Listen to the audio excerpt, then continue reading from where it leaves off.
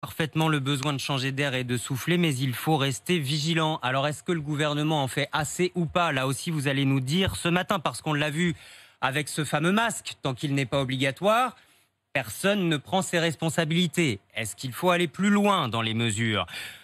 On voit la même chose aujourd'hui avec la Catalogne. Tiens, intéressons-nous un peu à la Catalogne. Simple recommandation de ne pas s'y rendre, sauf que beaucoup de Français et beaucoup de touristes ne respectent pas cette recommandation du Premier ministre.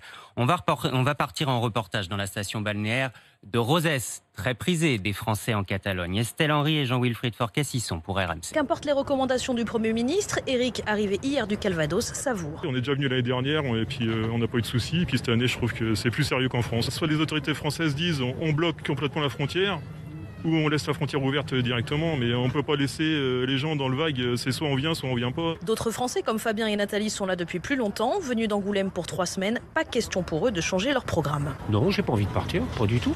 Non, il n'y a que le travail qui va me faire rentrer, c'est tout. Puis tout se passe bien. Regardez autour de vous, tout le monde a des masques.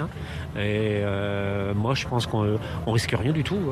En plus, je pense qu'on craindrait plus en France qu'en Espagne. Et du côté des professionnels du tourisme espagnol, les appels à la prudence du ministre passent très mal dans un secteur déjà lourdement touché par la crise sanitaire.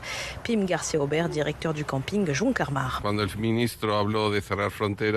ministre a annoncé une possible fermeture de la frontière, ça nous a déjà affectés. Mais maintenant qu'en plus, il a conseillé aux Français de ne pas venir en Catalogne,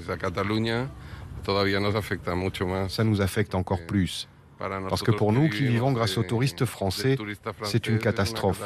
C'est 80% de notre clientèle ici, dans la région de l'Alt Empordà. Un coup très dur pour ce gérant de camping d'une centaine de places qui espère que le mois d'août lui permettra de limiter la casse.